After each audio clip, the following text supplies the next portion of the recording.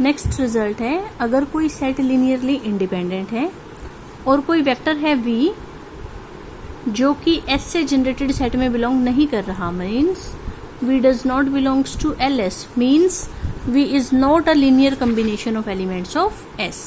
v को हम S के एलिमेंट्स के लीनियर कम्बिनेशन के रूप में नहीं लिख सकते। देन हमें प्रूफ करना है S यूनियन सिंगलटन v, सारे तो S वाले एलिमेंट्स और साथ में ये वाला v भी ले लिया। देन ये इन सारे एलिमेंट्स का जो सेट होगा this is a linearly independent set. ये हमें प्रूफ करना है कि अगर S लीनियरली इंडिपेंडेंट हो और एक वेक्टर है v जो कि S के एलिमेंट्स के लीनियर कॉम्बिनेशन के रूप में नहीं लिखा जा सकता, देन सारे S के एलिमेंट्स और ये v, this S union singleton v, this is a linearly independent set. Proof में हमने लिखा S के वेक्टर्स तो मान लिए v1 v2 vn और S यूनियन सिंगलटन v को हमने नाम दे दिया t। हमें प्रूफ तो क्या करना है कि this t should be linearly independent, लेकिन हमने इसका उल्टा मान लिया। सपोज t क्या है, लीनियरली डिपेंडेंट, और हम कॉन्ट्रडिक्शन ला देंगे। डिपेंडेंट की डेफिनेशन लगा दो, क्या होगी, there exist scalars not all zero such that linear combination is zero. किनका लीनियर कम्बिनेशन जीरो होगा, t के एलिमेंट्स का लीनियर कम्बिनेशन जीरो होगा। t में काउंटिंग में कितने एलिमेंट्स हैं, n तो s वाले और एक ये v हो गया, एक तरह से n+1 एलिमेंट्स हैं इसके अंदर।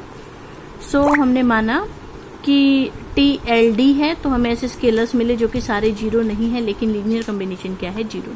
अब हमें इस A का नहीं पता ये जीरो है या नॉन जीरो है, तो हम दोनों केसेस कर लेते हैं कि अगर A जीरो है तो क्या होगा, नॉन जीरो है तो क्या होगा। सो पहला केस, अगर A जीरो है, A जीरो है तो ये तो खत्म ही हो गया, बचा क्या, A1 V1 plus A2 V2 up to AN VN is equal to zero. और V1 V2 VN हमें क्वेश्चन में क्या दे रखे थे, V1 V2 VN मतलब कि S सेट क्वेश्चन में क्या दे रखा था, लीनियरली इंडिपेंडेंट सेट। इसका मतलब जब भी V1 V2 VN का लीनियर कॉम्बिनेशन जीरो होगा तो पक्का सारे के सारे स्केलर्स क्या आ जाएंगे, जीरो।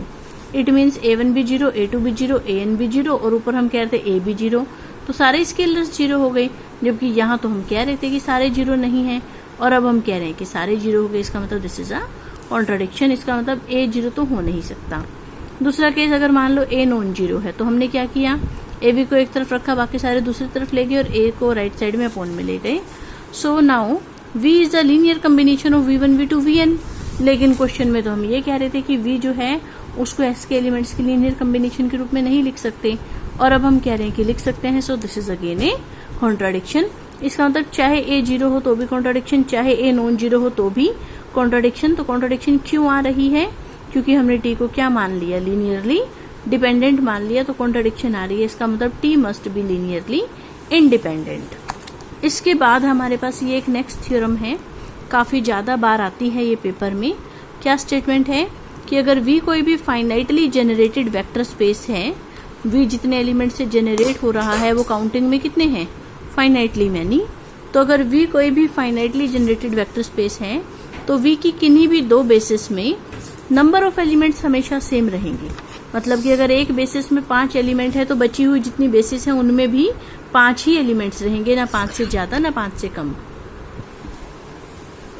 सो अब हमने इसके प्रूफ में क्या किया, हमने इसकी दो बेसिस मान ली अलग अलग। एक में तो मान लिए n एलिमेंट्स और एक में मान लिए m एलिमेंट्स। तो हमें प्रूफ क्या करके दिखाना है कि m इक्वल आना चाहिए n के, क्योंकि हमें तो यही दिखाना है कि बेसिस में एलिमेंट्स अलग अलग हो सकते हैं लेकिन नंबर ऑफ एलिमेंट्स दोनों बेसिस में सेम रहेंगे।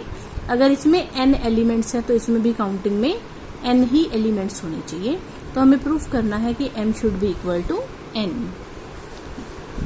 सो पहले हमने मान लिया कि मान लो m बड़ा है n से, ठीक है।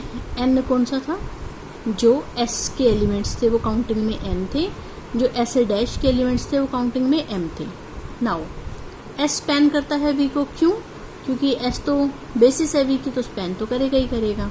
सो S स्पैन करता है V को, और S में एलिमेंट्स कितने हैं, n। अभी हमने एक थ्योरम पढ़ी थी कि अगर n एलिमेंट्स वाला सेट V को स्पैन करे तो n से ज्यादा एलिमेंट वाला सेट हमेशा लीनियरली डिपेंडेंट होगा। और m ज्यादा है n से, इसका मतलब m एलिमेंट्स वाला सेट पक्का लीनियरली डिपेंडेंट होगा। और m एलिमेंट्स किस में थे, S डैश में थे, तो उस हिसाब से S डैश क्या हो गया, linearly dependent. And this is a contradiction. क्यों? क्योंकि एस डैश तो बेसिस दे रखा था, बेसिस था तो ये तो लीनियरली इंडिपेंडेंट था, जबकि अब हम कह रहे हैं कि ये लीनियरली डिपेंडेंट है, so this is a contradiction.